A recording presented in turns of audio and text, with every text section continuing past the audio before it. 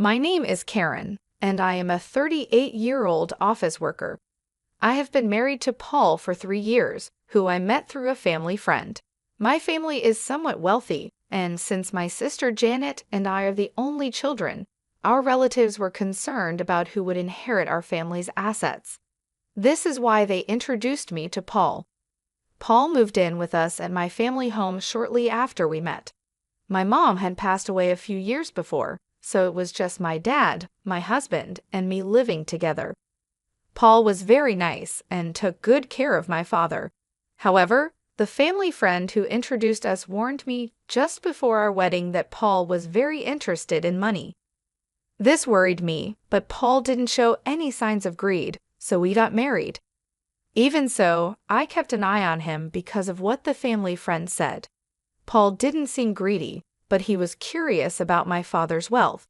He often asked about it casually when he and my father were drinking together, but since my father spoke openly about it, I wasn't too concerned. Paul also took an interest in my sister Janet, who is 6 years younger than me and very lively and outgoing, unlike my calm nature.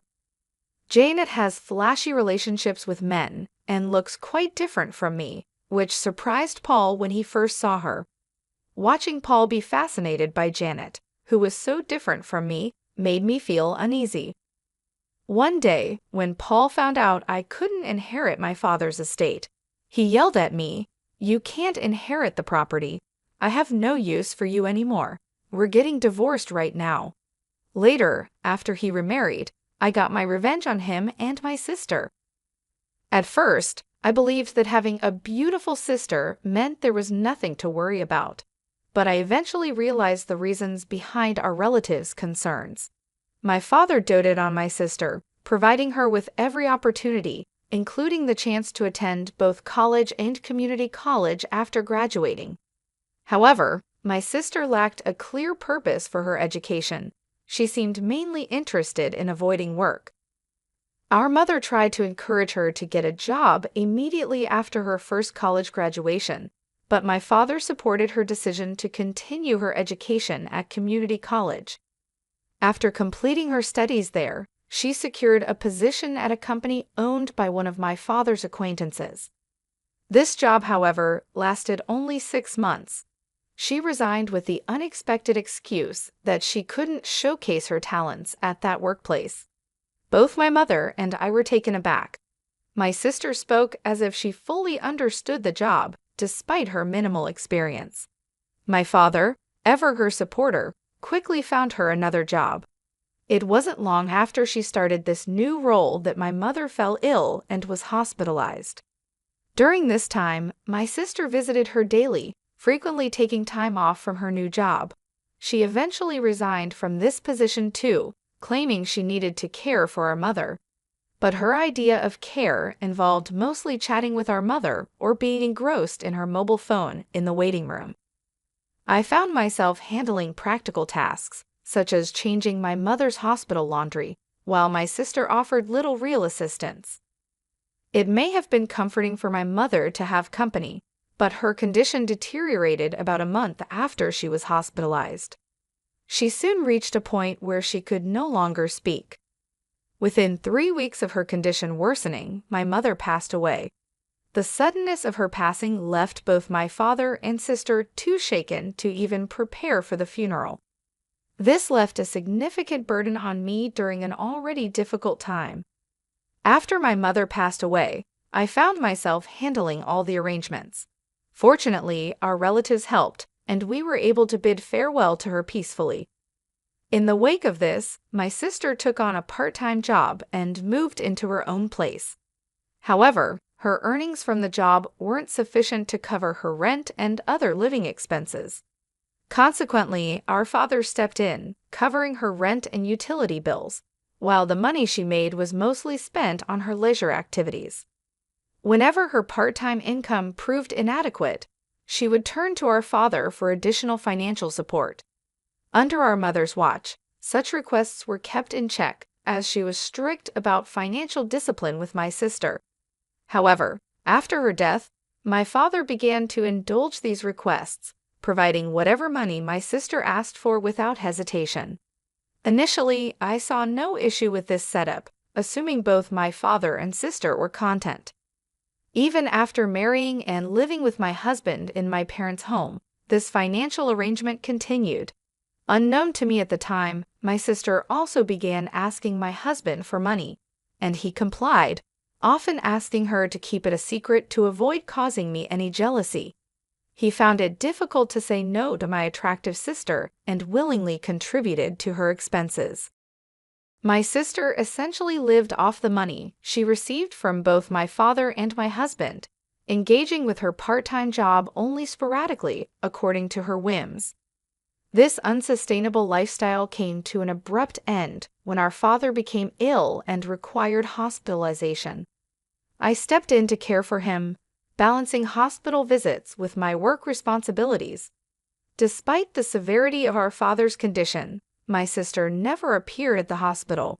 Instead, she began calling me, aggressively demanding money.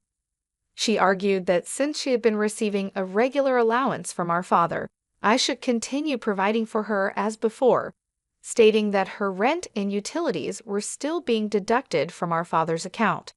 Her tone was confrontational, and I was stunned by these revelations. I became infuriated by her selfish attitude, focused solely on maintaining her own lifestyle while completely disregarding our father's well-being in the hospital. The situation exposed a painful truth about my sister's priorities and strained our relationship even further. I was tempted to hang up on her, but she sounded like she was in trouble. So I asked her, "How much money has Dad been giving you every month?" and suggested, "Get a full-time job and support yourself with what you earn." My sister responded irritably, "Stop nagging. I was getting $1,000 a month, and remember, rent is separate." I was shocked by her response. She seemed proud of the amount, and it made me think that if I continued to give her this much money each month, she would never be motivated to work seriously. At first, I didn't see a problem with giving her money, thinking my father would soon recover from his hospitalization. But then his condition took a turn for the worse, and I quickly reached out to our relatives. The doctor confirmed it was serious, which shocked me. During this stressful time, I needed my husband's support, but he rarely visited the hospital, claiming he was busy with work. When he did visit, he asked inappropriate questions like, "Frank's estate must be huge, right? Since you and your sister are the only heirs, are you going to split it in half?" I was speechless. My husband seemed only interested in the inheritance, and I felt a mix of realization and disgust, understanding what the relatives meant when they said he was obsessed with money. When I called my sister to inform her of our father's critical condition, her only concern was about her finances. "Make sure you pay me every month. I can't live without that money," she demanded. The call ended suddenly, leaving me furious at her words. But I was also worried because I thought I heard a faint male voice in the background. I felt uneasy when I heard a familiar voice on the other end of the phone. About a month later, my father passed away. Sadly, neither my sister nor my husband was with him in his last moments. From my experience with my mother's funeral, I knew how tough it was to organize one. Neither my husband nor my sister offered any help, and my sister didn't even come to the funeral. My husband did show up but left quickly, claiming he had work. A relative who had introduced us asked me, "Where's Paul? It's odd for the husband not to be here, isn't it?" I just gave a forced smile and said he was busy with work and had gone home. The relative seemed disappointed, and I felt like sighing too. After my father's funeral, when I finally had a moment to myself, my husband asked me with a sly smile, "So how much did you inherit? Even if you split it, you must have gotten a lot, right?" Just like the relatives had warned before our marriage, he was only interested in my father's inheritance. I told him, looking straight at him, "My sister got $100 million, and I got nothing." I hadn't even spoken to the lawyer yet and was still dealing with the funeral.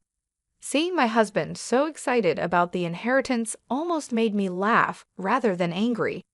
Believing what I said, he immediately shouted, "What? You can't inherit any property. I don't need you anymore. Let's get divorced now. I felt the same way. So I snapped back. Let's do it.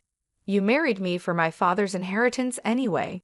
I handed him the divorce papers I had prepared. He seemed surprised, as if he hadn't expected this, but he signed them anyway.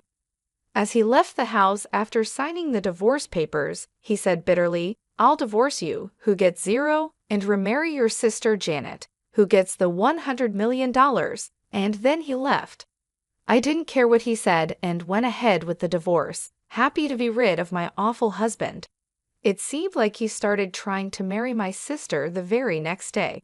A few days later, he called me, demanding, "Do you still believe that story? When will you sort out the inheritance? Hurry up and give Janet the $100 million dollars." He shouted this over the phone.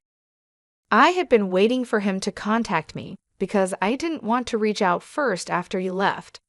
I answered him calmly, "Let's discuss this at my place next Sunday. I'm preparing for the procedure and will be waiting." Thinking he was about to receive the inheritance, my ex-husband happily ended the call. However, I was actually looking forward to seeing his reaction when he discovered the truth. On the weekend, my ex-husband and my sister came to my family home and were surprised to see a lawyer there. My ex tried to act normal, thinking, "Of course you need a lawyer when inheriting a lot of money." Then the lawyer looked puzzled at my ex-husband and began compensation claim. Before we talk about any inheritance, we need to address Karen's compensation claim against Paul. The lawyer then showed my ex-husband several photos of him leaving my sister's house, clearly dated before our divorce was finalized. "These are evidence of infidelity," the lawyer told him, "so you owe compensation." I had overheard him discussing the inheritance with my sister and had asked the lawyer to look into his infidelity. They might have thought I was too distracted by my father's funeral, but my ex-husband and sister were meeting at her place almost daily, giving me plenty of evidence. The topic quickly shifted from inheritance to compensation, leaving my ex-husband and sister shocked. However, my ex-husband recovered quickly and scoffed. "Compensation is nothing compared to the $100 million from the inheritance. I'll pay it right away." He then signed the compensation documents provided by the lawyer, trying to appear unconcerned and confident. I confirmed everything and told him, "Enjoy your life with my sister, who inherited nothing. Since you signed, I'll make sure you pay the compensation." When they heard there was no inheritance, my sister screamed in shock, and her husband turned bright red, angrily saying, "There's no way the inheritance is 0. I won't let you take it all for yourself." The lawyer then calmly began to explain to the furious couple, "Janet is technically the stepdaughter of your late mother and was not legally adopted by your late father. Therefore, there is no legal parent-child relationship, and Janet cannot inherit anything from your father's estate." I'd also explained to my confused sister about our family history. "When our parents remarried, Janet, you were about a year old, so you probably don't remember. But I do. I was 8 years old when our parents remarried, and I was happy to suddenly have a sister. I never imagined that sister would end up taking my husband. Our parents had each had children from previous relationships, and someone thought it best for them to remarry. My mother treated me as if I were her own daughter, and my father was very fond of my sister. Maybe because she wasn't his biological daughter, he spoiled her a bit extra, wanting to make sure she felt loved. Although both our parents had children from previous marriages, my mother, who was suspected by some relatives of targeting our wealthy family's assets, refused to legally adopt my sister. The relatives only suggested marriage proposals for me because they knew I was the only one who could legally inherit my father's property. If our parents had had a child together, it might have made things even more complicated, but fortunately or unfortunately, they never did. Now, I understand why my father continued to support my sister financially, even after she grew up. He couldn't leave her any inheritance. I never legally adopted my mother, so legally, we weren't parent and child. but that never mattered in how we lived every day. It turns out that my parents had never explained to my sister that they were both previously married before they got together. She only learned this truth today. When my ex-husband realized the situation, his face quickly changed from bright red to pale blue. He had not only failed to secure any inheritance from my sister, but had also signed a document obligating him to pay compensation. Looking visibly shocked, my ex-husband asked me, "Was what you said about my sister getting $100 million and me getting nothing a lie?" I struggled to hold back my laughter and replied, "Of course, it was a lie. I said it to get back at you for cheating on me. Plus, there's no such thing as a bankrupt estate worth $100 million. Even my wealthy father didn't have that kind of money." Suddenly, my sister, who had been quiet until then, screamed out, "I've been relying on Dad's inheritance and have been spending a lot. What about the money Dad used to give me? Will Karen cover it now?" I responded to my sister, who seemed panicked, "You have a dependable husband now, so you shouldn't need that money anymore, should you? Let Paul take care of you." She turned to look at her pale-faced husband, who shook his head and said, "I've also done a lot of shopping, expecting to receive the inheritance, so I can't afford it. Plus, I have the compensation to pay, so I'm financially stretched." At that point, my ex-husband began to apologize profusely to me. "Karen, I'm really sorry. It was all my fault. Will you forgive me and consider starting over?" Watching this scene, the lawyer had to stifle his laughter as he prepared to leave. The confidence and arrogance my ex-husband had shown upon arriving had completely evaporated, and his deep apologies now seemed utterly absurd. After we finished our discussion, my ex-husband and my sister left the house looking defeated, and not long after, they divorced. My ex-husband, who had remarried with the intention of gaining an inheritance, suddenly found himself without interest in my sister once the prospect of money was gone. He even muttered to himself that, with the compensation payments he owed me, he couldn't possibly support my sister. With no assets to his name, it was decided that he would pay the compensation in installments from his monthly paycheck. The lawyer recommended this method as the most practical solution under the circumstances. After my father's passing, the consequences of his indulgent support became painfully apparent. My sister, who had grown accustomed to financial support from our father, found herself in an unenviable position. She was compelled to work part-time jobs, which barely paid enough to cover her daily expenses, let alone the mounting debts that loomed over her. Despite her efforts, the financial burden proved too heavy. Eventually, overwhelmed by the accumulating debt, she had no choice but to file for personal bankruptcy. In a desperate move to escape her financial woes, she gave up her condominium, disappearing without leaving a trace. As of now, her whereabouts remain unknown, leaving a void in the family that once depended on each other so deeply. The situation underscored a harsh reality. Our father's well-intentioned but ultimately misguided financial support had shielded my sister from the necessity of developing a work ethic and financial independence. This protection, while provided out of love, had left her ill-prepared for the harsh realities of adult life. As she struggled with part-time work and faced the consequences of accumulated debt, it became clear that she was not equipped to handle financial responsibilities on her own. As for myself, the aftermath of these family troubles and the dissolution of my marriage left me residing alone in the family home, a house that now felt too large and empty, echoing with memories of a happier, more intact family. The solitude, however, provided me with ample time for reflection. It became a period of self-discovery and reassessment of what I truly wanted out of life. During this introspective period, some well-meaning relatives suggested that perhaps the time had come for me to consider entering into a new relationship. They talked about introducing me to potential suitors, hoping that a new partnership might bring me happiness and stability.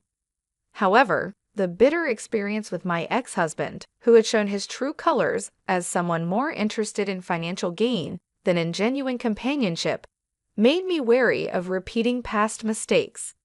His betrayal had been a painful lesson in discernment, teaching me the importance of knowing someone's character and intentions thoroughly before making such a profound commitment.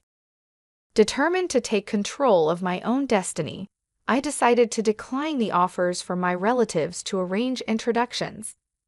The thought of being matched with another partner who might view me as merely a means to an end was intolerable. Instead, I resolved to find a partner on my own terms, guided by the lessons learned from my past experiences. This decision was empowering, marking a new chapter in my life where I could prioritize my own values and desires in a relationship. In embracing this newfound independence, I began to explore various avenues for meeting potential partners. Whether through social events, community activities, or even online dating platforms, I was committed to finding someone who shared my values, someone who sought a partner for the right reasons, valuing respect, honesty, and genuine affection above financial considerations.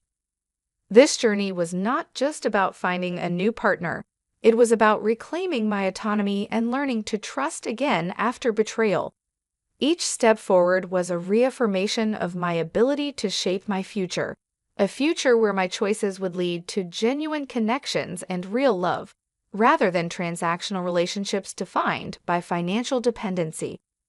Thus, as I move forward, the lessons of the past remain with me, a guide to avoiding the pitfalls that had once ensnared my family and me, and a beacon towards a more hopeful and self-determined future.